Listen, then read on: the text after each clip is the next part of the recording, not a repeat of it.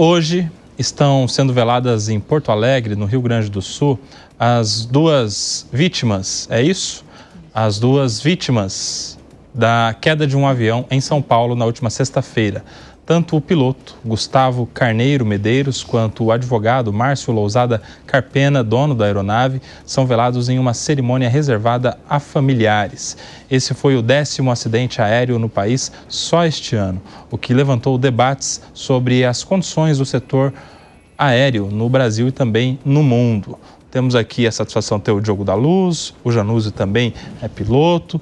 O Diogo da Luz, vi ele já cobrindo de imediato praticamente esse acidente na última sexta-feira. Chamou muita atenção porque é um acidente em São Paulo, na capital, né? Em uma área urbana, uma avenida, Marquês de São Vicente, uma das principais ali da Barra Funda, próximo de prédios, próximo de um terminal rodoviário e de metrô também, de dois clubes importantes, dois centros de treinamento, de São Paulo e do Palmeiras, e que vitimou as duas pessoas que estavam na aeronave. As vítimas de fora, 6 vítimas, não foram vítimas fatais, foram vítimas que sobreviveram.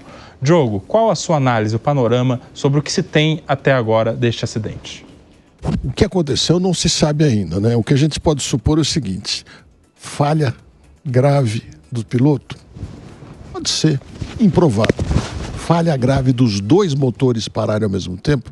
Bastante improvável, tanto que nesse tipo de avião não se tem histórico de ter acontecido de perder os dois motores ao mesmo tempo, a não ser em caso específico de colocarem combustível incorreto, coisa assim, mas isso era outra história e não é o caso aqui, porque indiscutivelmente ele estava com querosene.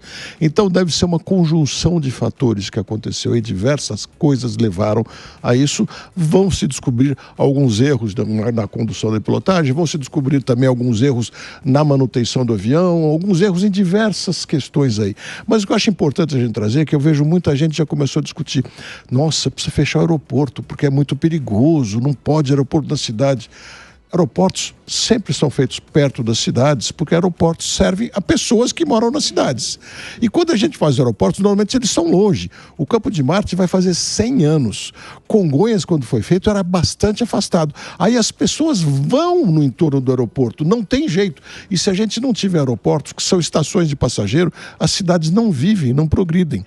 E vale ver o registro do Campo de Marte. Em 2029, daqui a 4 anos, vai fazer 100 anos. É o aeroporto mais antigo da região de São Paulo e dos mais antigos do país.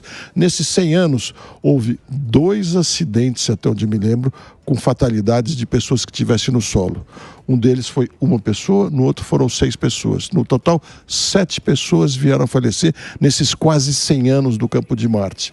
Agora, pense quantas pessoas não morreram atravessando uma faixa de pedestre naquele entorno.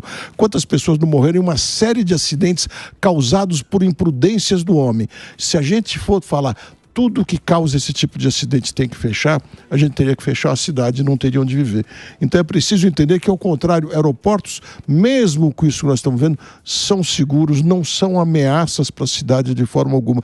Tem incomodidade do barulho? Tem, mas eu volto a dizer, os aeroportos chegaram lá antes das pessoas. As pessoas foram em busca da incomodidade. E o ruído dos aviões hoje é menor do que era 50 anos atrás e provavelmente maior do que será daqui a 50 anos. Então a incomodidade vai ser cada vez menor e a necessidade das estações de passageiros é enorme. Vitinho, não sei se a gente tem as imagens aí, se a gente tiver, se der para colocar, depois eu queria uma opinião do Diogo da Luz sobre o momento ali de uma tentativa de pouso. Tem uma imagem Essa imagem aí, ó. Essa imagem aí, ô da Luz, você pode dizer que isso é uma tentativa de pouso? Porque as pessoas falaram, o avião não caiu, ele tentou pousar. O que diferencia uma coisa da outra? E aí, naquele momento parece que ele bate a asa ali, é um momento já, naturalmente, que há uma explosão. Faz essa análise desta imagem, Diogo, pra gente, Sim, por favor. Indiscutivelmente, a gente sabe que o avião vinha sem propulsão. Que se tivesse propulsão, ele conseguia voar subindo e seguir em frente. Mas ele vinha controlado no sentido que você veja que as asas estão niveladas. É evidente que o piloto quis conduzir o avião para esse ponto, porque ele, quando olhou, sentiu, talvez já tenha até pensado antes, porque o bom piloto, antes de decolar, ele já prevê, em caso de perda dos motores, farei isto e aquilo, para que nada o pegue de surpresa. Então, ele certamente quis controlar o avião até isso. Só que, para esse avião estar voando, a velocidade mínima é coisa de 140, 150, 160 km por hora. Então, a gente vê numa cidade, numa avenida onde o trânsito é 30, 40, no máximo 50, aparece um avião 150, parece que ele vem alucinadamente rápido, mas é a velocidade mínima que ele está. Não dá para saber, mas fica uma leve impressão que nem os flaps ele teve tempo de baixar, o que é um recurso de aumentar o tamanho da asa e fazer com que ele possa voar um pouco mais devagar. Então, eu suponho que ele estava a mais de 150 por hora. Vocês escutaram, não sei, vocês escutaram uma notícia, porque assim, a gente teve um monte de acidente, eu não sei se é propriamente dito nesse, mas acho que ele pediu para retornar. Nesse caso. Pedir, no momento declarou emergência. Ele diria, vou retornar.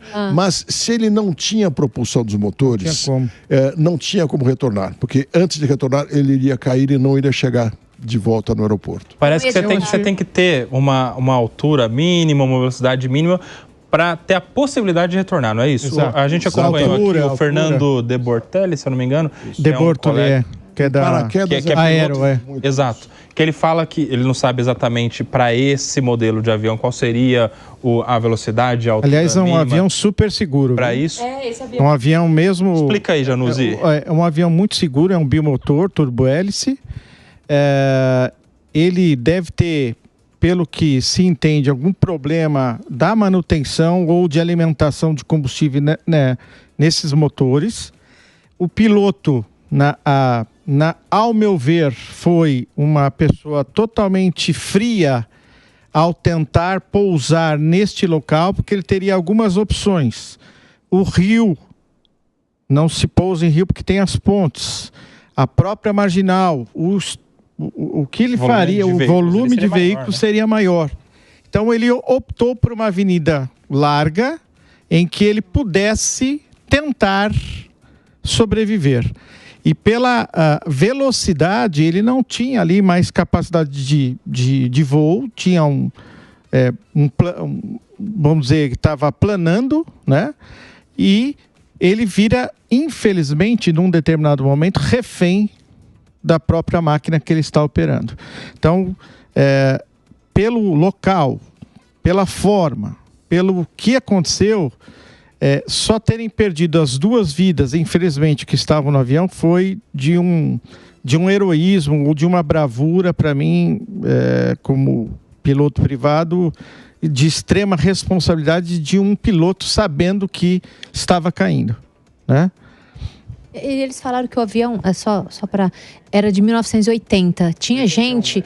né? Tinha gente indo lá na página dele falar como que compra um avião de 1980. Mas é super normal, né, Diogo? Então, só para colocar, porque as pessoas estavam colocando em imputação na própria vítima, que era dono, né, da aeronave, e o Januzzi falou que esse avião é bastante seguro, então a idade não influenciava ali. Vale contar para essas pessoas que os aviões mais seguros que se possa imaginar no mundo são os aviões presidenciais dos Estados Unidos. São dois, um fabricado em 91, outro em 92. Os helicópteros que o presidente dos Estados Unidos voa são fabricados na década de 70, 80 e 90. Estão tentando colocar um mais capaz, mais novo, chame como for, mas ainda não conseguiram com tanta eficiência. Portanto, idade não quer dizer nada, desde que a manutenção seja muito bem feita. Tanto é que esse avião foi comprado por, no mínimo, $400 mil, que dá perto de 3 milhões de reais. Muito bem, meus amigos. Tá aí. A família lá está velando essas duas vítimas lá em Porto Alegre. Eles que eram do Sul estavam, inclusive, indo a Porto Alegre, saindo aqui de São Paulo.